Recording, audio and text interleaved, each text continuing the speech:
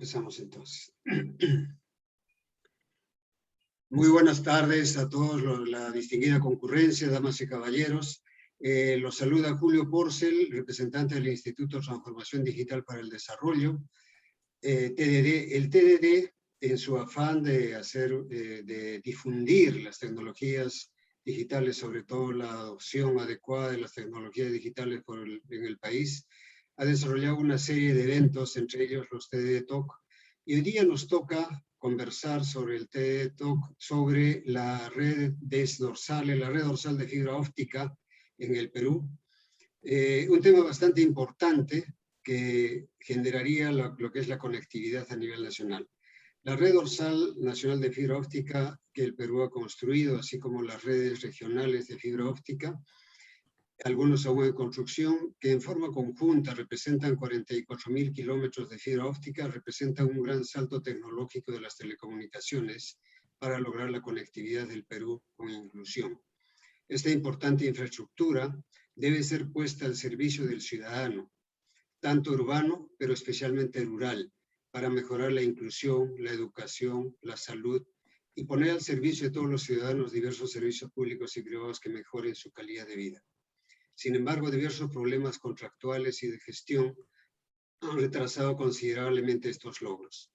En el TDD vamos a conversar en este TDD Talk sobre las posibilidades y las posibles alternativas para lograr los objetivos de las redes de fibra óptica en el Perú, tomando en cuenta las lecciones aprendidas. Para ello, contamos con un panel de expertos en el tema que compartirán sus experiencias y conocimientos a quienes paso a presentar. El ingeniero Carlos Sánchez Tarnavieschi es consultor del Banco Mundial, aunque ahora participa a título personal, o sea, sus opiniones van a ser a título personal estrictamente. Él es ingeniero electrónico de la Universidad Nacional de Ingeniería, con más de 30 años de experiencia en el sector de telecomunicaciones, con estudio de doctorado en telecomunicaciones en la ETSIT UPM en España, y de especialización en gerencia de proyectos de inversión pública en ESAN y la Universidad del Pacífico. Ha ejercido la docencia por más de 20 años en la UNI y en la Universidad Nacional Mayor de San Marcos, y se ha desempeñado como investigador contratado por el CDTI, la Fundación de la UPM, y en Telefónica, Investigación y Desarrollo en España. Ha ejercido cargos de gerencia en OCIPTEL por más de 15 años y en empresas del Grupo Telefónica. Se ha desempeñado durante más de 7 años como asesor de los presidentes de OCIPTEL para su participación en el Consejo Directivo de FITEL. Actualmente trabaja como consultor independiente y recientemente ha sido contratado como consultor temporal del Banco Mundial y de Proinversión. Carlos Guamán, socio fundador de DN Consultores, es economista digital con 30 años de experiencia profesional. Socio fundador de DN Consultores, firma de asesoría estratégica en conectividad y transformación digital, con más de 150 colaboraciones con actores públicos y privados en Perú y en más de 10 países en América Latina. Experiencia específica en estudios económicos, desarrollo de negocios y diseño de políticas públicas. Presencia regular en medios de prensa y foros de la industria. Ha sido catedrático en cursos de estrategia en programas de posgrado en la UPC y en la Universidad Católica. Economista de la Universidad del Pacífico del Perú, magíster en finanzas de la London School of Economics, Reino Unido. Paso también a presentar a Carlos Sotelo, que por algunas dificultades todavía no se ha conectado y se conectará en unos minutos. Él es director de la Escuela de Telecomunicaciones de la Facultad de Ingeniería Electrónica y Eléctrica de la Universidad Nacional Mayor de San Marcos, ingeniero electrónico, magíster en Ingeniería de Comunicaciones, España, magíster en Administración de Negocios, MBA, director de la Escuela de Telecomunicaciones de la Facultad de Ingeniería Electrónica y Eléctrica de la Universidad Nacional Mayor de San Marcos. Lideró la formulación de la Red Dorsal Nacional de Fibra Óptica en el Perú y dio inicio a la formulación de proyectos regionales en FITEL. Es consultor en tecnologías de la información y comunicación, con experiencia en formulación, evaluación y gestión de proyectos de telecomunicaciones. Experiencia en gerencia general, gerencia técnica de telecomunicaciones, coordinador de proyectos, asesor técnico en política regulatoria. Catedrático universitario de posgrado y pregrado, con trayectoria de más de 30 años de docencia universitaria, conferencista en eventos nacionales e internacionales, autor de libros y trabajos de investigación con publicación nacional e internacional. Bueno, como les comenté, tenemos un panel de lujo de expertos y vamos a tratar justamente el tema de la red dorsal y las redes regionales. Este es un tema bastante apasionante realmente, pero también bastante importante. Entonces, yo quisiera empezar con una pregunta que tiene que ver por qué se desarrollaron las redes, tanto la red dorsal como las redes regionales. Carlos Sánchez, que estuvo también en la comisión de banda ancha, ¿podrías indicarnos, Carlos, cuáles fueron las expectativas cuando se desarrolló la ley de banda ancha? ¿En qué plazo se planificó alcanzar los objetivos? ¿Cuál era el modelo de negocio que se planteó en un principio? Porque definitivamente tenía que haber habido un modelo de negocio. ¿Podrías indicarnos y comentarnos, por favor, cómo era esa planificación que se estableció al principio? Bueno, muchas gracias por la invitación. Respecto a la pregunta, quería manifestar que yo no he sido miembro de la Comisión de Banda Ancha. La Comisión de Banda Ancha se originó bastante antes que la red dorsal, ¿no? Y no solamente se restringía la red dorsal. La Comisión de Banda Ancha vio temas también relacionados, por ejemplo, con desarrollo de contenidos, aplicativos, muchos otros temas.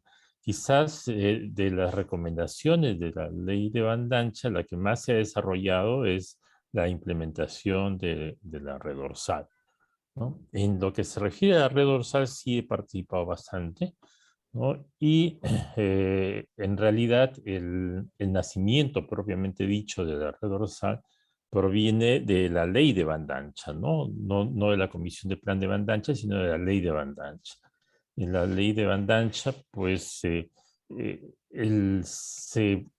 se propuso desarrollar una red dorsal, ¿no? Y básicamente se priorizó, se consideró de necesidad nacional, ¿no? Eh, Esta ley ha tenido un impacto bastante importante en el país, no solamente en la red dorsal, sino también en el mercado de telecomunicaciones. La, la ley de banda ancha ha dado lugar, algo importante quizás mencionar, de que este objetivo de desarrollar la banda ancha en realidad ha sido un objetivo de los distintos gobiernos, ¿no? Por ejemplo, el plan de banda ancha nació en la época del Partido Aprista y los sucesivos gobiernos, ¿no?, han reafirmado esta necesidad de desarrollar la banda ancha. Incluso ahora último, se ha ido un poco más, ¿no?, en declarar, digamos, el acceso a Internet como si fuese un derecho humano, ¿no? Y que por consiguiente el gobierno tiene la responsabilidad de hacer llegar a toda la población, ¿no?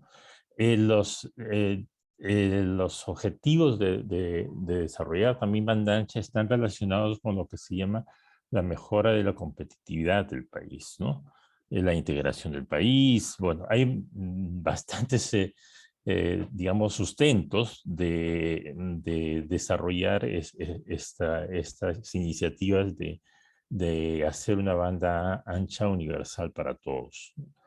El, el tema también de priorizar, digamos, estos objetivos también ha dado lugar a unos efectos colaterales, ¿no? Y quizás no muy conocidos.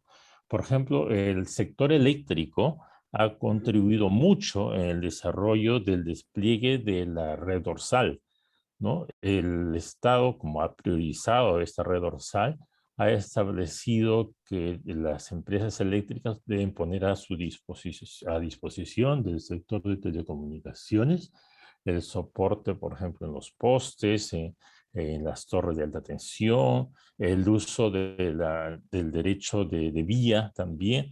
Y eso ha hecho una reducción importante de los costos que, por ejemplo, no son muy conocidos.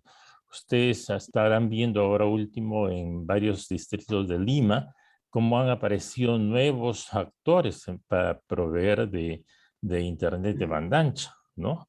Y a precios verdaderamente bastante, mucho menores que los que se venían ofreciendo.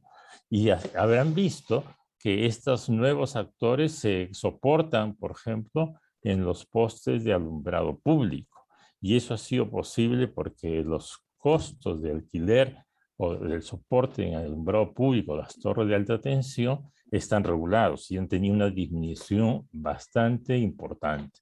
Entonces, no hay que restringir, digamos, solamente al desarrollo de la infraestructura de fibra óptica, sino también tiene digamos, aspectos bastante más importantes, quizás incluso, que se pueden dar en base a que ya existe esa infraestructura. Ok, gracias, Carlos. Bueno, ya este desarrollo que se ha dado en el Perú ha sido básicamente en el siglo XXI.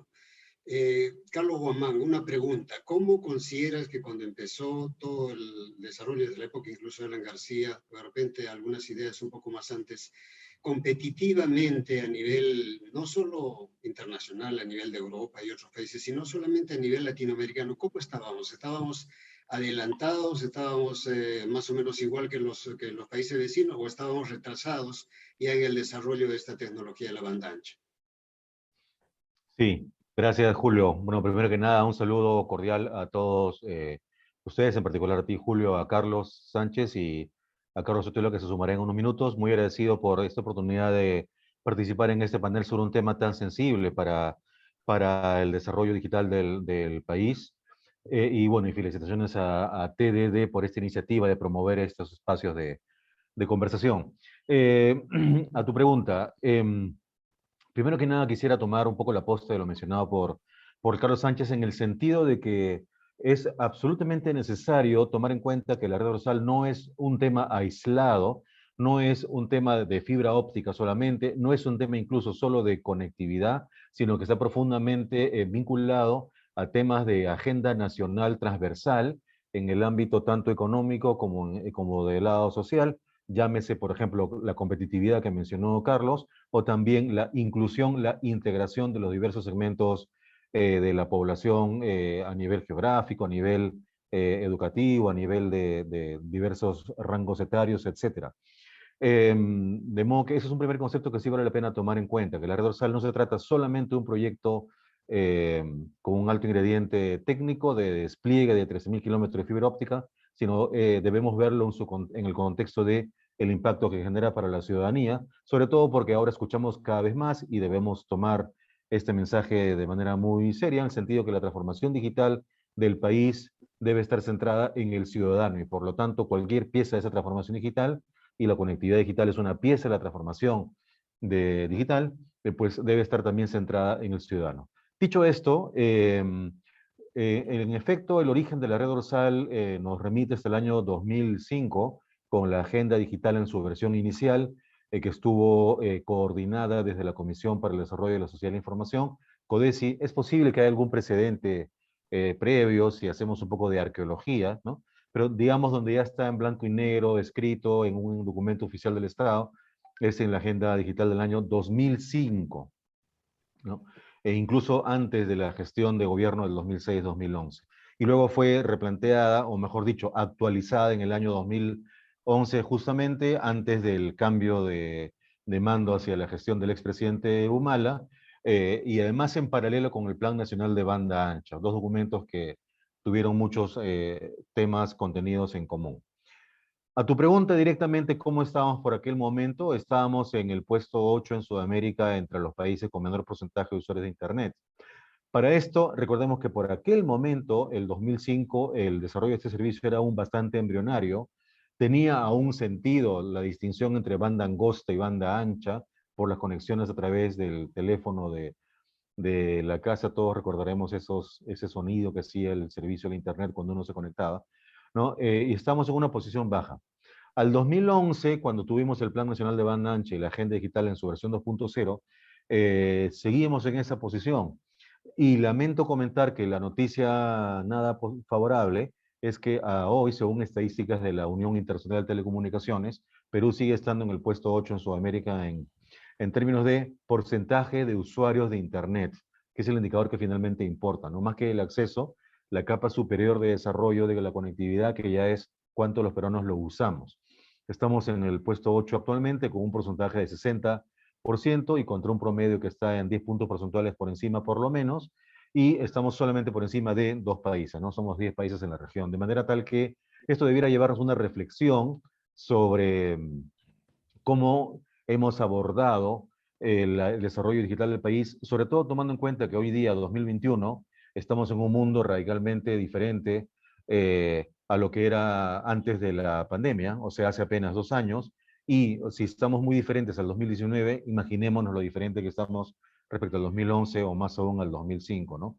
De manera tal que sí es un tema muy importante sostener el debate sobre cómo plantear la expansión de la cobertura en el país. Seguramente en las siguientes rondas de conversación profundizaremos en el tema sobre el rol del Estado, el rol de cómo debe darse la interacción entre el ámbito privado y el ámbito público, cómo conectar esta conectividad digital con los sectores que son más usuarios del servicio, llámese, por ejemplo, educación, llámese salud, sobre todo tomando en cuenta que el 10 de octubre se vence el plazo que tiene el Ministerio de Transportes y Comunicaciones, la gestión actual, para designar a la comisión que va a diseñar el nuevo modelo dorsal, ¿no?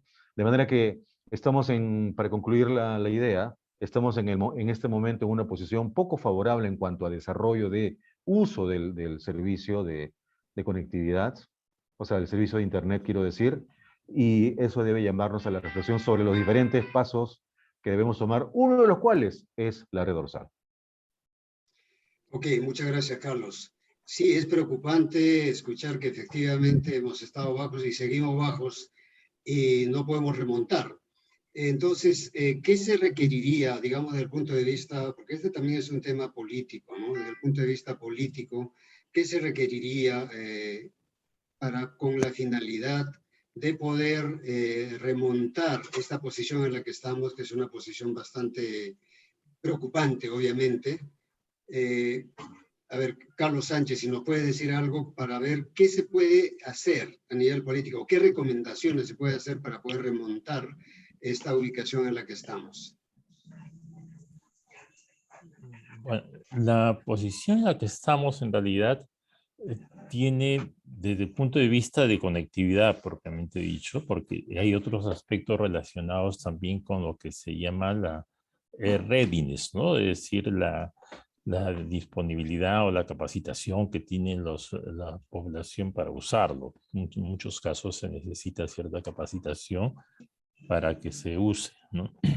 Bueno, pero hablando de la conectividad, creo que hemos desarrollado adecuadamente la infraestructura de telecomunicaciones que normalmente se llama interurbana, es decir, la infraestructura para poder llegar a determinadas ciudades del país, generalmente las más importantes, ¿no? Con la red dorsal y con las redes regionales, la capilaridad se ha ido extendiendo o se va a extender porque las redes regionales deben estar culminando el próximo año todas. Entonces, vamos a tener casi, digamos, el 80% de las capitales de distrito ya con conectividad de fibra óptica hasta un punto de la ciudad o de la capital del distrito. Pero tenemos que desarrollar todavía el último tramo, es decir, cómo llegar hacia el colegio, cómo llegar hacia el puesto de salud o cómo llegar hasta los domicilios. En ese caso, el Perú sí está bastante atrasado, ¿no? En realidad, creo que es una tarea pendiente poder llegar con fibra óptica por la última milla hasta los mismos hogares, ¿no?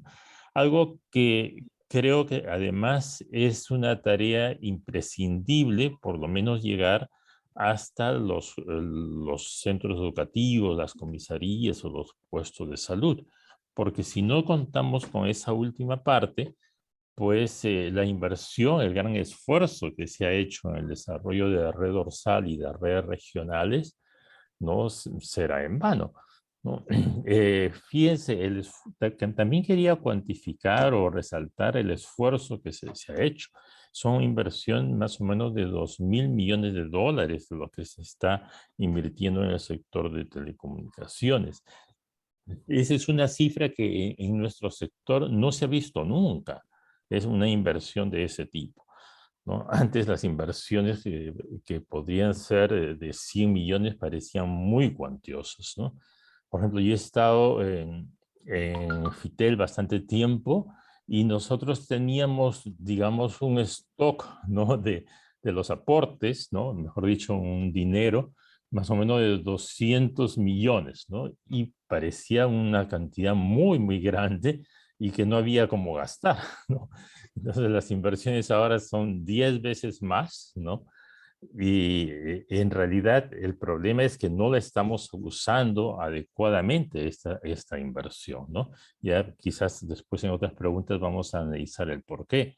Pero con esta inversión de las redes regionales y las redes dorsales vamos a llegar hasta un determinado punto de las capitales de distrito, de provincia o departamento del país. Entonces, la última milla creo que es imprescindible hacerlo, ¿no?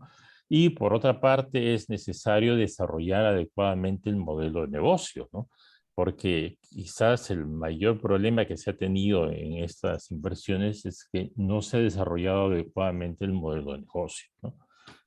Por otra parte, también es necesario entender que, como bien dijo Carlos Guamán, las necesidades de conectividad son de todos los sectores, son transversales, ¿no?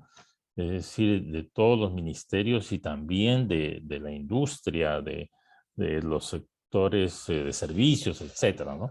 Entonces, es necesario trabajar con ellos. Quizás algo que ha faltado es acercarse a los diversos sectores, ¿no? Hasta ahora, por ejemplo, me parece que sectores de educación o salud no conocen efectivamente, ¿no? Hasta dónde está llegando estas redes dorsales y redes regionales, y en muchos casos hacen la planificación como si no existiera, ¿no? Es decir, no sabe, por ejemplo, el Banco de la Nación puede no saber que en determinado sitio ya a fin de año va a llegar la fibra óptica y puede estar contratando su conectividad por satélite, o Corpac, por ejemplo, para hablar de casos recientes, ¿no? Bueno, entonces, creo que es necesario tener una visión multisectorial, cosa que ha faltado, ¿no? Y como ya lo dije, sin menospreciar pues, los otros aspectos relacionados con lo que es lo que se llama el ecosistema, ¿no? Es decir, tener también los dispositivos, las tablets, los celulares, ¿no? Ese es otro tema que también no se ha abarcado adecuadamente, ¿no? Por ejemplo, actualmente nosotros estamos desarrollando bastante 4G o incluso 5G, pero en muchos casos, pues no se evalúa adecuadamente que los terminales de 4G o 5G pueden ser más caros, ¿no? Por ejemplo, no se ha evaluado adecuadamente que en 4G la voz no se pasa adecuadamente en los terminales comunes, ¿no? Y es necesario mantener las estaciones bases antiguas, ¿no? Precisamente para atender la voz, porque un protocolo como el VoLTE, pues no está habilitado en los terminales de gama baja. Bueno, hay varios otros aspectos que también es necesario desarrollar. Gracias. Ok, gracias Carlos. Damos la bienvenida a Carlos Sotelo. Bienvenido, Carlos. Estamos hablando pues de la red dorsal y también las redes regionales, y ahora que hablamos en principio de cómo está el Perú, el tema de competitividad, en el cual tiene mucho que ver el desarrollo de estas redes de banda ancha, pero también, como mencionaron, tiene mucho que ver la educación, ¿no? Lo que se llama la parte de capacitación de los usuarios.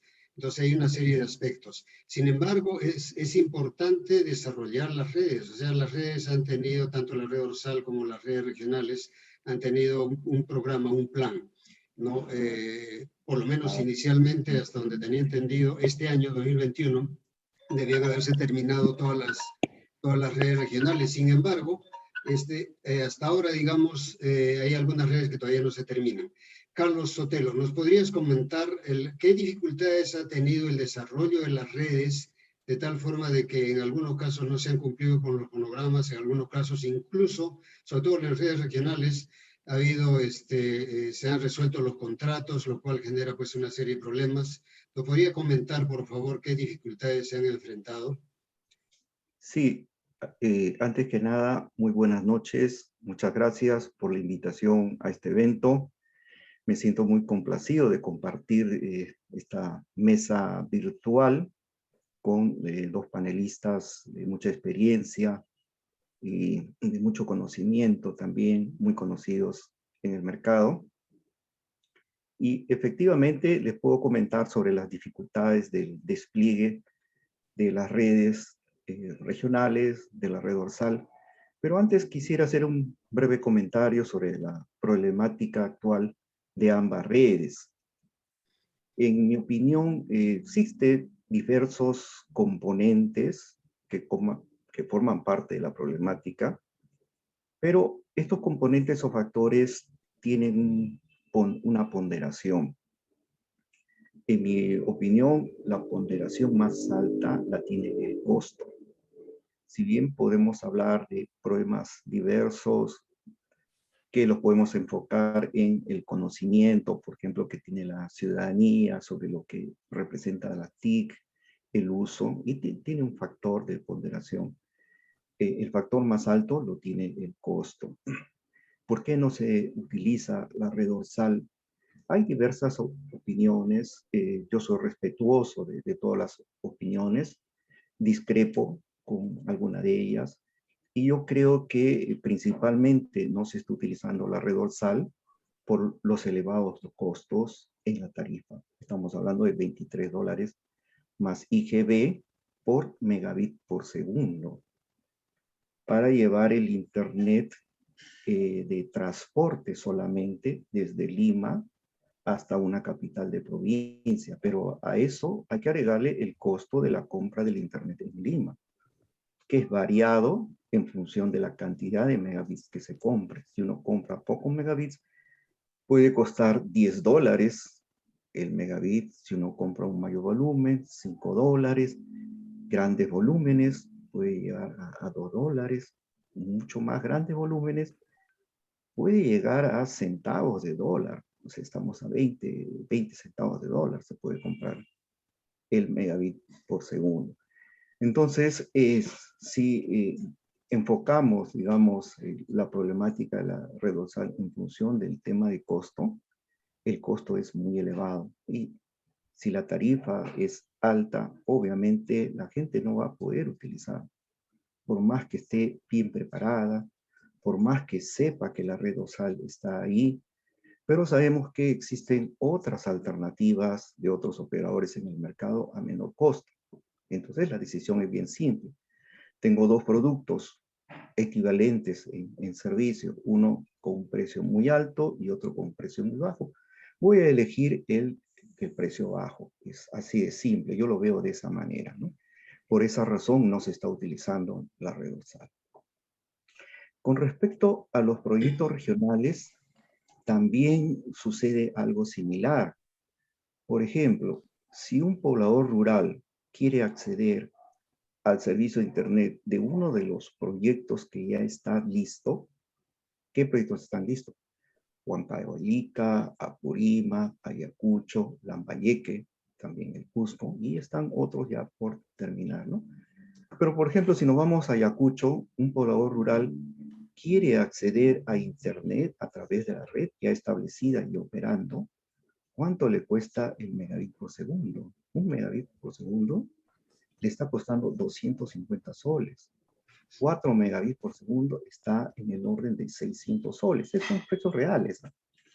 Hay gente que ha consultado al operador para tener un servicio particular y esos son los precios. Si lo comparamos con el precio que nosotros tenemos aquí en Lima nosotros podemos pagar 100 soles por 100 megabits.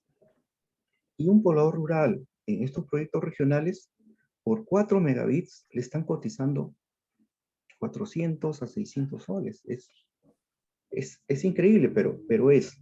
Entonces, frente a esa realidad, no podemos esperar que ningún poblador rural pueda contratar ese servicio. Quienes están contratando son las entidades del Estado a un precio regulado. Y aún así, el precio que están pagando es un precio muy elevado. En resumen, tenemos una infraestructura, red dorsal y redes regionales totalmente subutilizada. ¿Por qué razón? Porque el modelo que se ha planteado no es un modelo eficiente y hay que cambiarlo. Pero aunado a ese modelo que efectivamente se tiene que cambiar, ha habido una serie de problemas en el despliegue de las redes. Cuando se llevaron a concurso los proyectos regionales, los primeros proyectos regionales, se establecieron plazos de 1 año o 1 año y medio, 18 meses. Incluso se puso factores de competencia en menor tiempo de implementación. Y algunos factores por ganar el concurso efectivamente presentaron sus ofertas con menores tiempos de implementación. Pero, ¿qué problemas tuvieron en la implementación? Primero, los permisos, las autorizaciones para el despliegue de sus redes. Un segundo punto que contribuyó a que no se cumplieran las instalaciones en los plazos previstos es que el Estado exigía el saneamiento de los terrenos. Un terreno en zona rural, todos sabemos lo que ocurre, ¿no? Yo tengo familia en provincias y sé las dificultades de lo que es tener un título de propiedad en una zona rural y después de ello, después de sanearlo, tener la posibilidad de vender. Esa fue una exigencia de los primeros proyectos regionales. Y eso jugó en contra de la implementación de los proyectos en los tiempos establecidos. Muchas gracias. Ok, gracias, Carlos. Realmente lo que comentas es bien preocupante, ¿no? O sea, el poblador urbano, en este caso, no solamente para hacer una diferencia, el poblador urbano que generalmente tiene mayores recursos, paga menos por 1 megabit que un poblador rural, que sus recursos son más escasos. Entonces, eso nos lleva a la pregunta, ¿qué debe hacer el Estado? ¿Cuál debería ser el modelo de negocio? Porque efectivamente no se está desarrollando nada, o sea, la red está subutilizada, los usuarios rurales que deberían tener acceso con toda la infraestructura que existe actualmente no lo tienen porque los costos prácticamente para ellos son prohibitivos. ¿Cuál debería de ser el modelo de negocio? Mi pregunta va para Carlos Guamán. ¿Cuál considera que debería ser el modelo de negocio, pero que funcione? O sea, en este caso, tenemos que ver las lecciones aprendidas. O sea, si el modelo de negocio que se ha planteado hasta ahora no funciona, pues tenemos que cambiar de modelo de negocio porque no podemos tener resultados o esperar resultados diferentes si seguimos haciendo lo mismo. ¿Cuál sería, según tu punto de vista, el modelo de negocio más adecuado en estas circunstancias? Gracias, Julio. Sí, antes quisiera mencionar un par de cifras. Lo primero es que hace un rato comenté que el número de usuarios en Perú, o mejor dicho, que Perú se encontraba en una posición desfavorable respecto a la penetración de uso, que así se le llama, ¿no? El porcentaje de usuarios de Internet en el país. Simplemente quisiera ponerle cifras a esto, ¿no? Ese 60% que menciono equivale a 19 millones de peruanos, ¿no? Y si consideramos que la población peruana en total es 32 millones, y si descontamos a la población en la primera infancia, que se ubican en el orden de 3 millones, tenemos a 29 millones de peruanos de 6 años o más. Y si le restamos el 19 millones, tenemos que los peruanos que no usan Internet ascienden a una cantidad de 10 millones de peruanos. Y según información que proviene del Ministerio de Transportes y Comunicaciones, de OCIPTEL, incluso del INEI, el Instituto Nacional de Estadística, podemos inferir, y esto nosotros lo hemos publicado en un informe la semana pasada en DN Consultores, que por lo menos la mitad de esos 10 millones tienen como principal razón para ser no usuarios lo que conocemos como alfabetización digital, es decir, las capacidades, las habilidades del manejo de las herramientas digitales. Entonces, ese es un primer punto que hace un momento consultabas, Julio, a Carlos sobre qué está pasando, qué se puede hacer, ¿no? Y el segundo número que quisiera, el segundo tipo de indicador que quisiera mencionar es, Carlos Sánchez mencionó que el monto comprometido en total por la red dorsal, que si le agregamos las redes regionales, asciende a un total de 2.000 millones de dólares, puntos más, puntos menos, que equivalente en moneda nacional fluctúa entre 5 y 8 mil millones de soles según de cuándo sea el tipo de cambio que usemos, ¿no? Del 2011 o 12 cuando esto fue concebido, o 2020 o 2021 en la actualidad. Entonces, versus cuánto es lo que invierte el sector telecomunicaciones en el país, ¿ya? En promedio en los últimos años, este monto se ha ubicado en 3.700 millones de soles, que si le descontamos los montos recaudados por asignaciones de espectro radioeléctrico o los montos comprometidos por la red dorsal y las redes regionales, está en el orden de 3.000 millones de soles por año, contra ingresos anuales de 17.000 millones de soles. Es decir, algo menos del 20% de los ingresos del sector. Entonces tenemos esta cifra anual de inversiones de 3.000 millones contra la de red dorsal, que en total va entre 5, 6, 7 millones, 7.000 millones de soles, según cuál sea el tipo de cambio que usemos, de manera tal que sí, en efecto, el monto de inversión que la red dorsal ha significado o significa es inédito, ¿no? Inédito en el país, y además en términos proporcionales en Sudamérica difícilmente encontramos un caso comparable. Sobre todo con intervención privada, quiero decir, ¿no? Entonces, dicho este par de cifras, yo quisiera, Julio, plantear que la interrogante sobre qué modelo de negocio plantear para la red dorsal no es exactamente la pregunta que al país le resulta de mayor interés, porque, y regreso a una idea mencionada hace un rato, debemos ubicar a la conectividad digital en el entorno en el contexto de la transformación digital del país. De modo que es una herramienta, como bien sabemos, la conectividad no es un fin, es un medio, ¿no? Es un habilitador de la masificación de servicios de gobierno y de economía digital para impulsar la competitividad o la inclusión que mencionábamos hace un rato. Entonces, creemos que la pregunta no es cómo hacer que el modelo de negocio de la red dorsal sea rentable. De hecho, hace 3 años, el MTC encargó a OCIPTEL como ente técnico la interrogante sobre qué hacemos con la tarifa, que nosotros creemos que tampoco es la pregunta correcta, ¿no? O sea, la pregunta correcta no es qué hacemos con la tarifa de la red dorsal para que sea un modelo de negocio rentable. Lo que más bien debemos plantearnos es cómo encaja la red dorsal, bueno, en la situación actual, hacia adelante, dada la caducidad declarada por el Estado peruano hace mes y medio, cómo encaja la red dorsal en la visión de desarrollo del cierre de la brecha de cobertura o de infraestructura, ¿no? De conectividad digital en el país. ¿Cómo encaja, no? Entonces, ahí existen varias opciones. En el informe que el Banco Mundial planteó hace año y medio, en el cual Carlos Sánchez participó, están planteadas 3 alternativas. Cada una tiene pros y contras, ¿no? Entonces, nos da una pista sobre cómo puede eso orientarse. Pero sí quisiera ahí, para concluir el comentario, permitirnos a dar un paso hacia atrás y plantearnos como país cuál es el rol del sector privado y cuál es el rol del sector público en el despliegue de inversiones necesarias para la expansión de cobertura. La red dorsal es una asociación público-privada que ha tenido el resultado que Carlos Sánchez y Carlos Sotelo mencionado hace un rato, de un nivel de subutilización dramático, menos del 5%, según los últimos reportes oficiales del MTC, versus tenemos en el ámbito privado que las redes de fibra óptica de alcance nacional han crecido en la década de 10.000 a 40.000 kilómetros de fibra óptica, ¿no? Entonces, y hoy día tenemos que la cobertura, por ejemplo, ¿no? de redes móviles ya alcanza, según información oficial del MTC, a 90% de la población del país. Entonces, esta pregunta es, ¿cómo planteamos la relación, la alianza entre el ámbito público y el ámbito privado para la expansión de cobertura? Y ahí lo que nosotros creemos en un serio repliegue de la red dorsal, ya no de algún alcance nacional, sino sumamente focalizado para lo que se puede denominar las zonas no competidas, ¿no? Que es algo bastante similar a lo mencionado como alternativa 3 en el informe del Banco Mundial. Por supuesto, no es algo muy sencillo. Sabemos que eso encierra desafíos técnicos. Pero más allá de si eso le da rentabilidad o sostenibilidad al modelo dorsal, ¿no?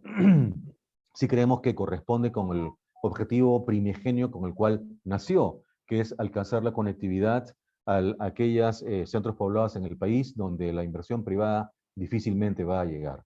Entonces lo dejaría ahí, seguramente en las siguientes rondas podríamos entrar en más detalle. Ok, gracias Carlos. Creo que efectivamente el problema, por lo menos mi humilde punto de vista, es de que si seguimos buscando rentabilidad, no vamos a lograr desarrollar las redes, tanto la red dorsal como las redes regionales. Por lo menos no se va a lograr acceder a los usuarios que son, sobre todo los usuarios de zonas rurales. Entonces, la pregunta sería, ¿cuál es la prioridad que se le debe dar al desarrollo de la red y las políticas obviamente relacionadas a ello?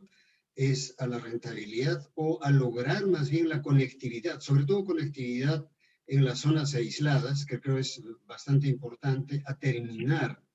Y no solo terminar, sino permitir o hacer accesible y asequible las redes a los pobladores de bajos recursos. ¿Cuál crees que sería, en este caso, Carlos Sotelo, la pregunta va para ti, cuál cree que sería la opción que debería tomarse, de repente diferente a lo que se ha venido tomando hasta ahora, pero que sí podría garantizar un éxito en el uso de estas redes? Sí, gracias por la pregunta. Yo quisiera aclarar el término rentabilidad. Existe rentabilidad privada y existe rentabilidad social. Todo proyecto financiado por el Estado tiene que ser socialmente rentable. Si no, no se justifica, no es viable. Es más, el Ministerio de Economía y Finanzas debe verificar que los proyectos que se ejecutan con dinero del erario peruano sean rentables a lo largo de su vida útil. ¿Ya? Eso es un aspecto importante. Entonces, ¿cómo se evalúa la rentabilidad social? La rentabilidad social se evalúa en función del uso que se le da a la infraestructura, al servicio, al proyecto, la cantidad de usuarios beneficiarios. Por cada usuario que es beneficiario del proyecto, se obtiene un ahorro. Un ahorro, ¿cómo se obtiene ese ahorro? Se obtiene un ahorro porque sin proyecto, ese usuario, ese peruano, tendría que desplazarse a un lugar distante, hay un costo de transporte, hay un costo de tiempo. Ese ahorro individual multiplicado por la cantidad de usuarios constituye, cuando hay proyecto, un ahorro. Y de esa manera se justifica. Entonces, en los actuales proyectos donde no hay usuarios, siendo muy estricto, no lo hay usuarios particulares, pobladores rurales no son usuarios, la rentabilidad social en extremo es cero, ¿no? Sí, claro, se conectan a instituciones del Estado. Entonces, ese proyecto, por ejemplo, si lo vemos fríamente, no se justifica. Pero no se justifica porque la inversión está mal hecha o la infraestructura está mal. No, no se justifica por el modelo, por el modelo resultante que hace que el precio para el usuario final sea prohibitivo. Y en consecuencia, por esa acción del modelo, se invalida este proyecto que socialmente debe ser rentable. Todo proyecto financiado por el Estado debe ser rentable. Si es un proyecto privado, debe ser rentable desde el punto de vista privado. Ahora, con respecto a la red dorsal surge de 3 proyectos: Cobertura Universal Sur, Cobertura Universal Centro, Cobertura Universal Norte. 3 proyectos que pasaron por el SNIP y que su viabilidad la obtuvieron en función de la rentabilidad social, del uso que se le da. Bueno, ha pasado muchas cosas y consumiría mucho tiempo explicando por qué ocurrió lo que ocurre y por qué estamos donde estamos. Pero a partir del punto en que estamos, ¿qué debemos hacer? Debemos recuperar la naturaleza y la razón por la cual fueron creados esos proyectos. Fueron creados para beneficiar a la sociedad, ¿no? Entonces, se beneficia con el uso. Yo creo que se falló en el modelo, ¿no? Hay componentes de costo elevado, etcétera, que dificultan el uso, pero ¿qué podemos hacer? La red dorsal está ahí, pero pensemos un momento, ¿qué pasaría si no tuviéramos red dorsal? Y la respuesta es nada. porque se está utilizando 3.2%. Ah, ya. Veamos más en la reflexión. Entonces, si significa que sin red dorsal no pasa nada, con red dorsal basta que haya un beneficio para el país, ¿es bueno? La respuesta sería obvia. Sí, ¿no? Entonces, esa red dorsal tiene una capacidad de reserva que le da la ley. La ley 29904, artículo 18, establece que el Estado tiene una capacidad de reserva. ¿Cuánto? El mismo artículo establece que es el Estado el que debe definir esa capacidad. 20%, 30, 50, 80%. Sí, la ley le da esa facultad al Estado. Vamos a suponer que definiéramos 50% de esa capacidad para el Estado, ya que la ley le faculta. Bien, ¿para qué utilizaremos esa capacidad? La misma ley lo dice, para RECNACE. Y la misma ley dice, sin propósito comercial. No es para vender esa capacidad. Es para uso exclusivo del Estado. O sea, se puede utilizar como una conectividad de intranet. ¿A alguien le va a perjudicar? No, a nadie. Va a beneficiar a todo el país. ¿Quién va a perjudicarse si los hospitales se conectan? ¿Quién se va a perjudicar si todos los colegios se conectan? Nadie. Entonces debemos hacer y cumplir lo que la ley establece. Lo establece en el artículo 18 y en el artículo 19 se establece que es el mismo Estado el que debe fijar las condiciones técnicas y económicas para el uso de esa capacidad, cosa que a la fecha no se ha hecho. ¿Por qué? Eso escapa digamos, a esta mesa redonda. No vamos a ver ese tema. Pero el Estado lo puede hacer y lo debe hacer. Si el Estado lo hace, vamos a generar un beneficio tremendo para el país. No solamente mejorando la conectividad en salud, en educación, sino también a través del uso de esa conectividad se van a desarrollar servicios, proyectos a nivel nacional. Se va a generar empleo, ingenieros, técnicos, obreros, desarrolladores de software, vendedores de equipos. Lamentablemente, el no hacer uso de la red dorsal como debiera ser, se está generando un gran perjuicio para el país, tremendo perjuicio, por los altos costos que tiene el Estado en conectividad y porque muchos beneficios colaterales no se están dando. Muchas gracias. Ok, gracias, Carlos. Creo que el concepto importante efectivamente es la rentabilidad social. Y en eso el Estado tiene que invertir, ¿no? O sea, y es muy importante eso. Ahora, sin embargo, hay un tema de todas maneras preocupante, porque, por ejemplo, bueno, las redes de los privados, sobre todo las redes de telefonía móvil, han alcanzado creo que alrededor de cerca de 50.000 localidades que más o menos representan el 90, un poco más por ciento de la población, pero quedan localidades aisladas que no tienen conectividad, ni por redes móviles, ni por la red dorsal. De hecho, las redes regionales, de hecho, las redes regionales, su cobertura está más o menos estimada en poco más de 6.000 localidades. Entonces, en el Perú, que tiene una geografía un poco complicada, existen zonas de difícil acceso, ¿no? Zonas que se han tratado de conectar a través, por ejemplo, vía satélite y otros medios, sobre todo en la sierra y fundamentalmente en la selva, donde hay una serie de localidades aisladas.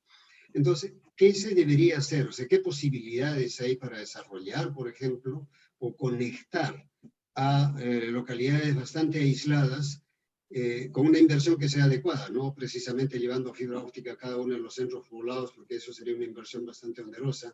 ¿Cuáles serían las alternativas, Carlos Sánchez, si tienes alguna posibilidad al respecto? Bueno, en realidad el país tiene una geografía bastante difícil, ¿no? Y también tiene diversos costos para poder hacer llegar la conectividad, ¿no? La conectividad, por ejemplo, en la costa incluso de sitios pequeños, ya está desarrollada. Al menos ya llega fibra óptica hasta los centros poblados. Quizás no existe lo que estoy diciendo, la última milla, que es importante. No existe ni siquiera en Lima, ¿no? Es decir, en Lima hay muchos distritos que todavía no pueden dar servicio de fibra óptica hasta el hogar, ¿no? Bueno, pero por otra parte está la sierra. Creo que con este despliegue de la red dorsal, las redes regionales y el despliegue de las redes también de los operadores, ¿no? Se está llegando por lo menos a los centros poblados más importantes de la sierra, ¿no? En la sierra todavía hay algunos sitios alejados que se puede llegar probablemente no con fibra óptica, sino con medios inalámbricos. Y así ha sido el diseño que se ha hecho ya en este país desde hace bastante tiempo. Es decir, desde que estaba el FITEL dentro de OCIPTEL, se planteó ese modelo, ¿no? Desarrollar la fibra óptica hasta los centros poblados más grandes y a los centros poblados más pequeños que están cerca normalmente de los centros poblados más grandes, llegar con medios inalámbricos. Ese es un modelo que se... En cambio, la selva es otro problema, ¿no? En las selvas sí es bastante más difícil hacer llegar la fibra óptica y los costos son muy elevados, ¿no? Incluso en sitios tan grandes como Iquitos, ¿no? que pasa 500.000 de habitantes, ¿no? Hasta el momento no llega la fibra óptica, ¿no? Y han llegado con redes de microondas, los diversos operadores, por lo menos 3 operadores ya llegan con redes de microondas, pero la capacidad de la red de microondas es tan reducida que todas esas redes apenas si llegan a Iquitos, pues se han saturado, ¿no? Y es por eso que actualmente, si uno quiere tener una buena conexión en Iquitos, hay que pagar precios prohibitivos, ¿no? Ha habido una posibilidad, ¿no? Digamos, una esperanza de tener tecnologías, digamos, disruptivas, o sea, otro tipo de tecnologías para llegar por satélite a los sitios más alejados, ¿no? Estas tecnologías disruptivas, en muchos casos todavía están a nivel de piloto, ¿no? Exceptuando quizás esta tecnología de los satélites LEO, que ya existen aplicaciones comerciales y a precios más o menos reducidos, ¿no? Reducidos respecto a lo que existía antes, ¿no? Donde podíamos tener un megabit, digamos, a $500, a $1,000, ¿no? Pero todavía mucho más altos, a pesar de ser estas tecnologías disruptivas, precios más bajos, todavía mucho más altos que los que se consiguen con fibra óptica. Es decir, en la selva también se tiene que tener, digamos, una ingeniería adecuada como para poder hacer lo que se ha hecho en el resto del país, es decir, en la costa y en la sierra, ¿no? Ha habido un proyecto para llegar a Iquitos con fibra óptica subfluvial, que es de una empresa privada, ¿no? Que no es del Estado, y que creo que se ha detenido, ¿no? Por el tema de la pandemia, pero es interesante, ¿no? Que utilizar los ríos como camino para poder llevar la fibra óptica, ¿no? De hecho, las microondas que están llegando ahora a Iquitos lo hacen por casi los bordes del río. No son subfluviales, sino en base a saltos de microondas por torres bastante altas. Y hay 2 caminos, ¿no? Uno que va desde Yurimagua hasta Iquitos, ¿no? Y son 2 operadores que están yendo por ese camino, y otro que va desde Pucallpa hasta Iquitos yendo por el Ucayali, ¿no? Estas es más o menos las expectativas.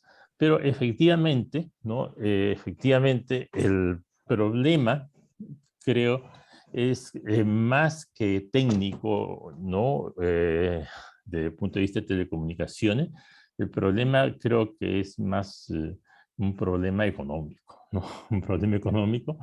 Y creo que efectivamente concuerdo con el ingeniero Carlos Sotelo, que ha habido un problema de partida en el diseño, ¿no? no el diseño técnico, sino el diseño económico, el diseño del modelo de negocio. Se han cometido muchos errores, ¿no? Uno de los principales errores que creo que se ha cometido es la falta de transparencia, es decir, no ha habido una discusión clara, ¿no?, de cómo afrontar el problema, ¿no? Y se han establecido, por ejemplo, tarifas en base a premisas equivocadas, ¿no? He tenido oportunidad de revisar los estudios con los cuales, por ejemplo, se ha estimado la demanda. Y de verdad hay unos casos clamorosos de equivocaciones que a nadie se le podría haber ocurrido, ¿no? Para dar un ejemplo, en el caso de la estimación de la demanda a un sitio como Chimbote, ¿no? A Chimbote le asignaron una demanda, por decir algo, de 2 gigabits inicial, ¿no?, que va a consumir en la fibra óptica, ¿no? Resulta que a Chimbote, en el momento que se aprobó la ley de banda ancha, y había 4 operadores que llegaban con fibra óptica, ¿no? Y todos esos operadores dan servicios finales, ¿no? Es decir, ellos ya daban internet o en Chimbote o telefonía o lo que sea, ¿no? Es decir, era imposible, ¿no? Y además, no sé si ustedes saben, pero la red dorsal no puede dar servicios finales, ¿no? Está restringida a ser operador neutro, es decir, ser un portador de portadores. ¿Quiénes son los clientes posibles de la red dorsal? Los otros operadores, no pueden ser otros. Es decir, algunos dicen que, por ejemplo, va a ser muy complicado la administración de la red dorsal. Si nosotros consideramos que es un operador nuestro, los clientes que va a tener llegarán a 50. No se necesitará ni siquiera base de datos, bastará un Excel para comenzar a facturarles, ¿no? Porque en realidad sus clientes pueden ser solamente los operadores. Entonces, en Chimbote, después de tantos años que ya existe la red dorsal, hay 0 megabits de contratados en la red dorsal. 0, 0. Y habían estimado 2 gigabits. ¿Por qué habían estimado 2 gigabits? ¿No? Es bastante curioso, porque resulta que Chimbote es la capital de Santa, ¿no? La capital de Santa, y Santa es un pueblito muy pequeño, en Chimbote, ¿no? Entonces consideraron que la demanda de Chimbote estaba asociada con Santa, ¿no? Y así se han cometido errores muy raros. También se han cometido errores al revés, ¿no? No sobreestimación, sino subestimación. Por ejemplo, hay sitios como, bueno, ahora no recuerdo exactamente, pero me acordaba de Chivay, ¿no? Chivay habían estimado una demanda muy, muy pequeña. Y la demanda efectiva de Chivay es 20 veces lo que habían estimado en el proyecto de la red dorsal, ¿no? Entonces, ha habido unos errores muy fuertes, más que nada desde el punto de vista del modelo económico. Creo que no se ha entendido y no se entiende hasta ahora lo que se podría llamar la economía de la fibra óptica. ¿Qué quiere decir la economía de la fibra óptica? La fibra óptica tiene unos costos de mantenerlas operativas. Carlos, se nos da el tiempo, si puedes abreviar. Disculpa. Sí, sí. Ese es un tema que me parece muy interesante, pero creo que hay que profundizar en lo que podríamos llamar la economía de la fibra óptica, que en realidad, y con esto termino, en la fibra óptica desplegada, en todos los operadores, el porcentaje de autocompra, es decir, lo que se proveen a sí mismos, está en el 80% de la capacidad que está vendida, ¿no? Esa autocompra. Y lo que se vende a otros es marginal. Creo que en la red dorsal también se va a dar exactamente lo mismo. El porcentaje de autocompra debería de ser de esas magnitudes, el 80%, y fundamentalmente es el Estado el que debería de comprar para sí mismo. no como dice Carlos Sotelo, el 50%, yo creo que va a ser más del 80% de la capacidad de las redes dorsales y las regionales que debe utilizar el Estado. Y ese 20% restante es el que podría comercializar, ¿no? Y no lo va a comercializar nunca más en Chimbote, lo va a comercializar en los sitios donde no llega los privados. Gracias. Disculpe. Ok, muchas gracias, Carlos. Bueno, creo que ha sido una jornada ya para terminar, una jornada interesante, hemos visto diferentes aspectos. Me gustaría, Carlos Guamán, que nos indiques de toda esta experiencia que se ha tenido con las redes, tanto la red dorsal como las redes regionales, ¿qué lecciones aprendidas podríamos tener de estas experiencias para no volverlas a repetir? ¿Podrías, por favor, indicarnos, de acuerdo a tu punto de vista, qué lecciones aprendidas tenemos para salir adelante? Tu micro está apagado. Sí, claro que sí. Gracias, Julio. Mira, buscaré ser lo más sintético posible. Quisiera comentar 3 ideas respecto a tu comentario. Lo primero es que el año 2019 la Corporación Andina de Fomento publicó un estudio comparativo sobre casos emblemáticos de asociaciones público-privadas en América Latina, y uno de los casos elegidos fue la red dorsal. Y luego de una buena cantidad de páginas donde analiza el caso y llega a la conclusión de que el principal factor que explica la situación a ese momento de un resultado bastante magro de impacto de la red dorsal es lo que ellos denominan la prisa política. ¿Por qué prisa política? Porque se convirtió en un proyecto emblemático para el gobierno de turno y era necesario dar los pasos necesarios para que fuera inaugurado durante la gestión correspondiente. Y entonces, si tomamos en cuenta esa conclusión de la CAF y la cruzamos con la fecha de inauguración de la red dorsal, que fue el 20 de julio del año 2016, 8 días antes del cambio de gobierno, pareciera que esa conclusión a la que la CAF llega no es tan descabellada, ¿no? Por lo tanto, a tu pregunta, uno de los aspectos es que esa prisa política, ¿no?, que motivó, según lo que la CAF dice, que el Estado, o sea, que el sector no tuviera un acercamiento suficiente con todo el entorno que rodea a la red dorsal, ¿no? Entonces, eso es un aspecto que creemos que es importante que sea corregido de inmediato, en el sentido que, como mencioné antes, el 14 de julio el MTC declaró la caducidad de la red dorsal, del contrato de APP, de asociación público-privada, y el 10 de octubre es la fecha en que vence el plazo para la conformación de la comisión que va a diseñar el nuevo modelo dorsal. Entonces, esta comisión debiera considerar seriamente a la inclusión de los sectores que hemos ido mencionando en esta conversación, ¿no? Como hace un tiempo publicamos un informe donde ante esta sugerencia, pues lo que planteamos es que evitar que el Estado tropiece de nuevo con la misma piedra, ¿no? Es un primer punto. Y lo segundo es que conectividad y alfabetización, esto no se dice lo suficiente, que a veces, ¿no? En esta conversación sí lo he escuchado de Carlos Sotelo y de Carlos Sánchez, pero conectividad y alfabetización deben ir juntos, porque si no van juntos, vamos a estar, por mucho que mejoremos en un aspecto, en el otro vamos a estar en un nivel insuficiente. Y lo que ocurre es que en el país no existe un ente rector de la alfabetización digital. Existe un ente rector para conectividad, que es el MTC, lo existe para gobierno, que es la Secretaría de Gobierno Digital, también para economía, ¿no? En el Ministerio de Producción hay una Dirección General de Digitalización. No existe un ente rector de la alfabetización. Pronatel ha estado tomando pasos muy serios y que saludamos a través del plan Todos Conectados, que incluye no solamente conectividad, sino también alfabetización.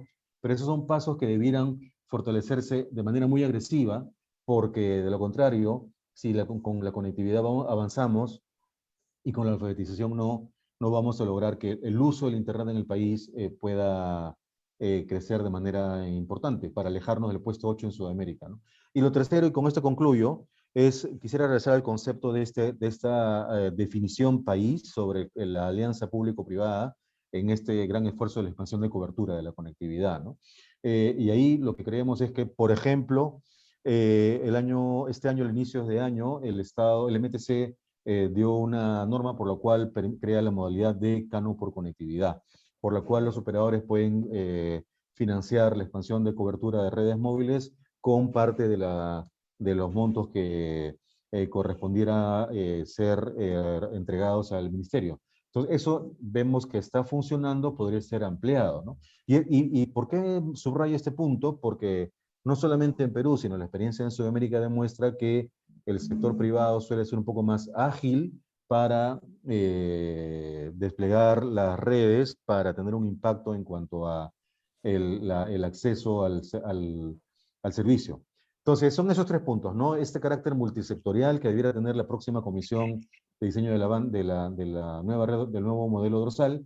Lo segundo, alfabetización. Y lo tercero, una definición clara como país respecto a esa integración entre el esfuerzo público y el esfuerzo privado.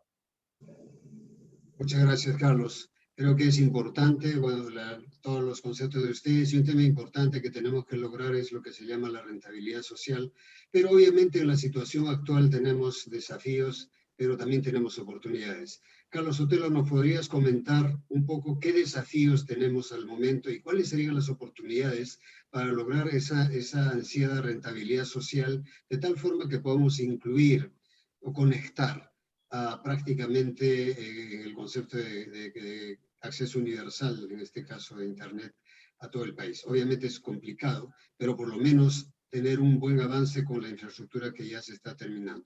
¿Cuáles serían los desafíos y las oportunidades, Carlos? Bien, quisiera comentar primero el tema de la demanda. Si a mí me preguntaran, Carlos Sotelo, ¿cuánto tú requieres o cuánto te gustaría tener de Internet? Yo pediría 1 gigabit o 10 gigabits. Y podemos preguntarnos, ¿y esa es la demanda de Carlos Sotelo? Y la respuesta es no, porque no tengo el dinero suficiente para contratar 1 gigabit o 10 gigabit. Entonces la demanda está sujeta a la disponibilidad de pago. Nuevamente, un poblador rural, su disponibilidad de pago, de acuerdo a los estudios de Fitel o día Pronatel, es 50 soles, 60 soles. Entonces, con esa posibilidad de pago, ellos deberían tener la capacidad equivalente a la que tiene cualquier ciudadano de Lima. Eso es política, eso es equidad. Entonces, nuestro modelo tendría que apuntar a ello, ¿no? A crear situaciones que yo diría ficticias de mercado, ¿no? ¿Dónde existe el mercado? Donde libremente ingresan ofertantes y demandantes. Y un demandante es aquel que tiene la posibilidad de pago. ¿Qué ocurre en los proyectos actuales? Simplemente están las redes, nosotros anunciamos, existen 1 millón, 2 millones de beneficiarios porque las redes están ahí cerca de ellos, pero nuevamente ellos no pueden hacer uso de la red. Entonces, ¿qué retos nosotros tenemos? El primer reto es cambiar el modelo. En telecomunicaciones tenemos 3 segmentos claramente identificados. Uno es el segmento particular, privado, que normalmente está en zonas urbanas, donde existe competencia. Nadie duda que hay competencia en el país en las zonas urbanas. Ahí que se siga desarrollando la competencia, lo que tiene que hacer el Estado es reducir los costos regulatorios, administrativos u otros costos que tienen los operadores para ser más competitivos. Eso tiene que hacer el Estado, reducir sus costos. ¿Por qué? Porque todo sobrecosto se va a trasladar luego al usuario final. Eso es un tema de lógica. Por ejemplo, el alquiler de postes o de sujeción de postes debe bajarse al mínimo. En infraestructura del Estado, ¿por qué el Estado tiene que cobrar si es el Estado el que necesita que se desarrollen las redes? Que se cobre un pago mínimo. Eso reduciría los costos operativos en zonas urbanas. El otro segmento es el sector estatal. El Estado necesita tener una fuerte conectividad. Tiene que tener una conectividad de un nivel de un país desarrollado. Nosotros aspiramos a ser un país desarrollado. Tenemos que hacer algo para que nuestra conectividad suba. ¿Estamos en capacidad? Sí, porque tenemos redes, tenemos la red dorsal, tenemos proyectos regionales, tenemos que aspirar a tener 1 gigabit de conectividad en nuestras instituciones. O sea, nuestro modelo, nuestro reto es apuntar a ello, y yo creo que sí lo podemos hacer. Un tercer segmento es el segmento social. Muchas veces pensamos el segmento social está en zonas rurales, en zonas muy alejadas de la frontera. No, ese segmento social está en la periferia de la zona urbana. Tenemos que hacer algo para ello. Entonces, para el segmento social, podemos hacer puntos de conexión, telecentros de comunicaciones como que se viene haciendo, pero de una manera más eficiente. Y un punto que puede llegar a mejorar a todo el país en las comunicaciones es un satélite de comunicaciones. ¿Cuánto cuesta un satélite de comunicaciones? Por ejemplo, a Argentina le costó 280 millones de dólares un satélite de comunicaciones. Brasil está por 350 millones de dólares, pero son montos manejables. Nosotros hemos comprometido 2.100 millones de dólares en la red dorsal y los proyectos regionales, pero con un modelo ineficiente, y toda esa inversión está ahí sin prácticamente utilizarse como debiera. Un satélite de comunicaciones lo que va a hacer es llevar comunicaciones eficientes a zonas que no pueden cubrir la red dorsal y los proyectos regionales. Y de esta manera sí tendríamos la inclusión social que hace muchos años se viene hablando, que se hacen muchas conferencias, muchos PPTs, pero finalmente no se concreta. Gracias. Muchas gracias, Carlos. Bueno, quiero agradecer a ambos Carlos. Hemos tenido la coincidencia que los tres son Carlos: Carlos Sánchez, Carlos Sotelo, Carlos Guamán, por vuestras excelentes disertaciones y sus respuestas. Creo que el tema de la red dorsal y la banda ancha en general es un tema muy amplio, y la verdad que en un espacio breve como este no podemos completar con todo. Tenemos preguntas de los asistentes. No podemos responder a todas las preguntas, pero voy a pasar algunas, pero les voy a pedir por favor que seamos breves porque el tiempo se nos ha ganado. Entonces, acá hay una pregunta primero dice: buenas noches, señor, perdón un ratito, señor Carlos Guamán. Estamos en el puesto 8 en América Latina. ¿Cómo indica, considerando que existen subsidios en los países que están adelante o no subsidian? ¿Es adecuado el subsidio? ¿Cuánto le costaría al país y cuál sería el sistema adecuado usado en otras experiencias de éxito que se pueden aplicar? Carlos Guamán, por favor, si puede responder a esa pregunta, que ha sido personal. Sí, gracias, Julio. Bueno, sí, sería bueno tener la claridad si la pregunta sobre subsidio alude del lado de la oferta o del lado de la demanda, pero bueno, vamos a comentar ambas opciones, ¿no? Subsidio de la oferta, es decir, a los operadores para que lleguen a donde el modelo de negocio no es rentable para un operador privado. Quisiera comentar que de los 10 países de Sudamérica, junto con Colombia, y que venía un poco de antes de la red dorsal, y luego vino el caso de Chile, son 3 casos. Todos los otros 7 países de Sudamérica tienen esta política de acceso universal o de cobertura en el país a través de un operador del Estado, ¿no? Por ejemplo, en Brasil es Telebrás, en Uruguay es Antel, en Argentina fue creado un operador en el gobierno de la expresidenta Kirchner, que se llama ARSAT, etc. En Venezuela es CanTV, que pertenece al Estado desde hace ya unos 20 años. Entonces, son operadores del Estado y por lo tanto no es que exista un subsidio como tal, sino el operador del Estado incluye un presupuesto del Tesoro dedicado a los objetivos de acceso universal. Eso por el lado del subsidio de la oferta. Y en cuanto al subsidio de la demanda, eso en el contexto actual entra en la mesa de discusión de manera mucho más relevante que hace 10 años, porque sabemos que el acceso al Internet requiere tanto la conectividad en sí misma como los dispositivos, ya sean de dispositivos fijos o móviles. De manera que el TCO, como podemos llamarlo así, ¿no? El costo total de propiedad o de contar con el servicio de Internet, que incluye ambos, ya empieza a enfrentar desafíos, a representar un desafío para hogares de menores ingresos. De manera que ante ese escenario, algunos países de la región ya han considerado algunas medidas de subsidio a la demanda. Por ejemplo, exoneración del IGB, el IVA, como se llama en otros países, para dispositivos. Lo otro es ya bonos digitales focalizados en segmentos de bajos ingresos también, sobre todo en el ámbito rural y periurbano, y algunas otras medidas comparables, ¿no? Entonces, acá en el Perú eso no existe para el ámbito digital, es un tema que podríamos poner en la mesa para la evaluación y plantearlo como algo que de pronto el MIDIS podría hacerlo, porque el MIDIS tiene mucha experiencia, mucha experticia en ese ámbito de subsidio focalizado a la demanda, etcétera. Pero es un tema que habría que estudiarlo y sobre todo comentar que la CEPAL, la Comisión Económica para América Latina, ya lo ha planteado de manera formal, ¿no? Entonces, eso es lo que puedo decir. Subsidio de la oferta existe sobre todo en Colombia, Perú y más recientemente en Chile, ¿no? Que tiene una red dorsal, pero que no es nacional, porque tiene la ventaja geográfica de ser fundamentalmente costa, ¿no?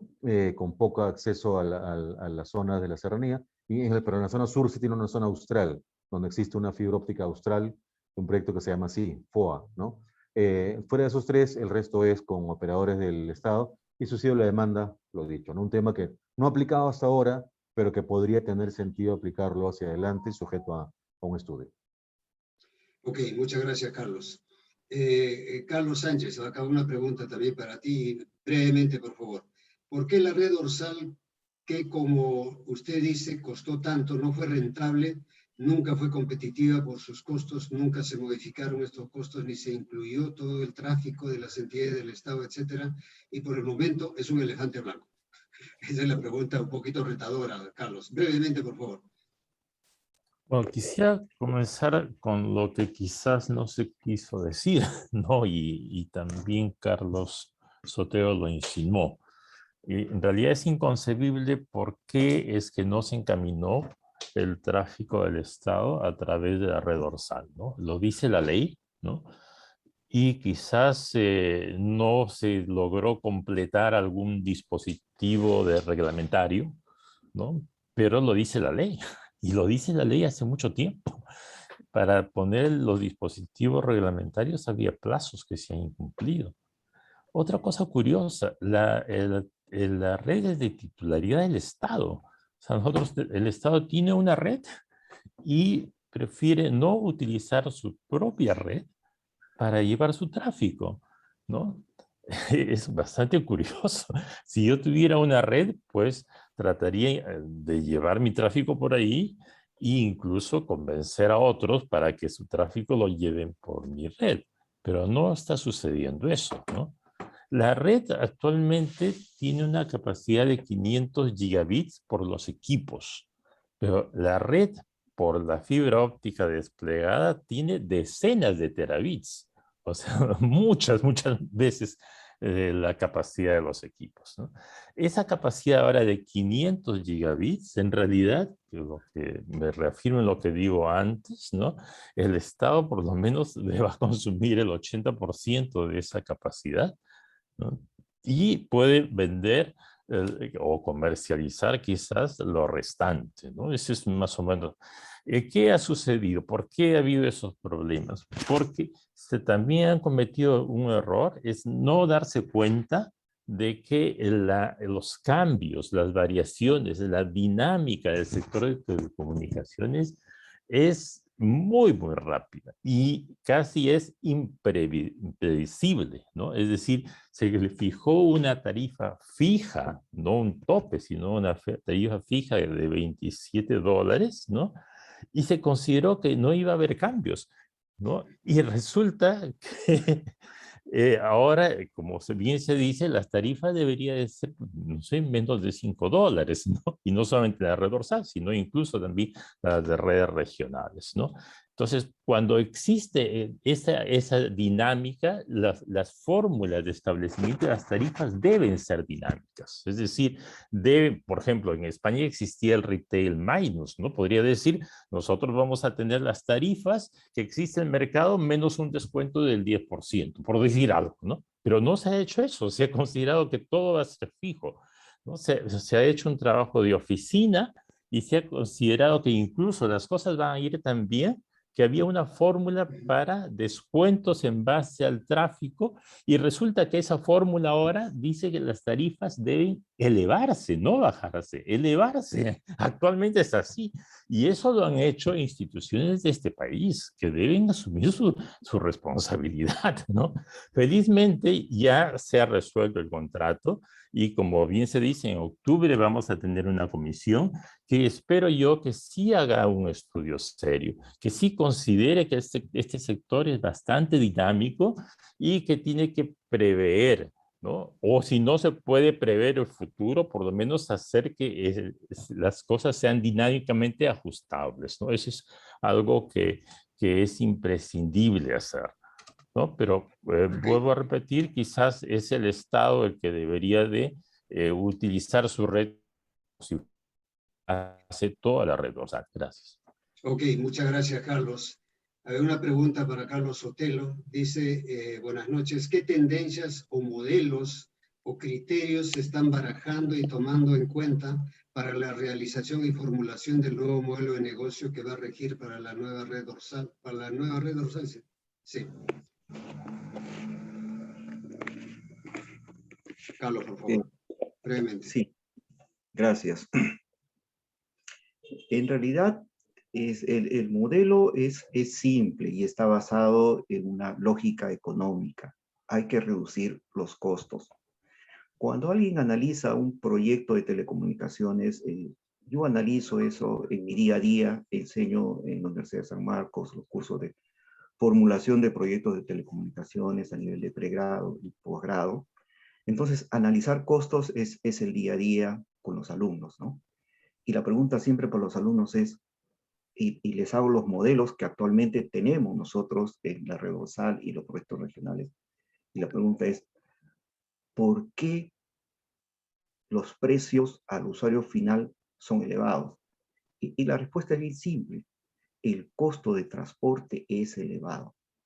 ¿Qué es lo que hace prohibitivo el servicio de banda ancha? Por más que el Estado haga todo el esfuerzo de sensibilización, difusión, capacitación y toda la publicidad que sea, ¿por qué no se utiliza? El precio del transporte es elevado.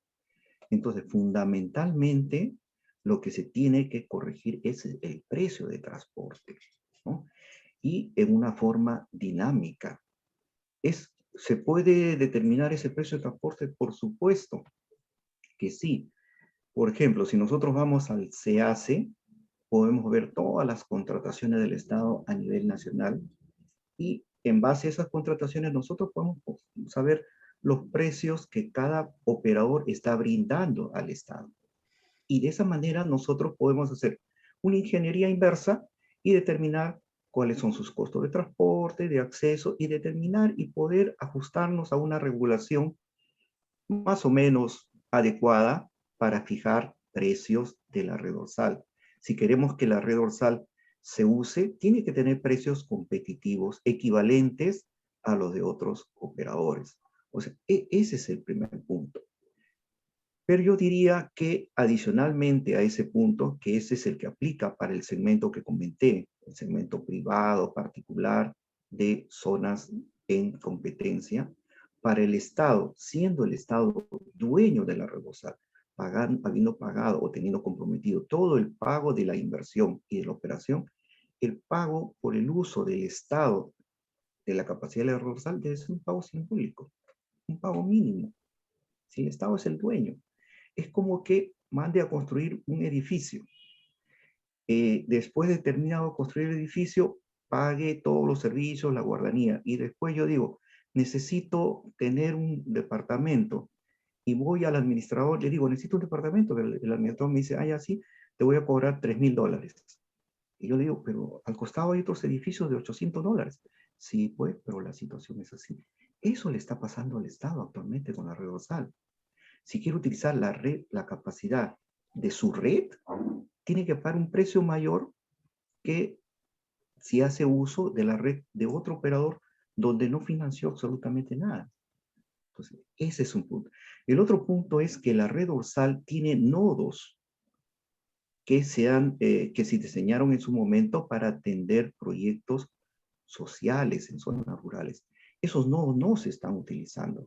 Esos nodos deben servir para desarrollar proyectos locales de conectividad de banda ancha para escuelas, centros de salud y centros comunitarios de acceso a Internet.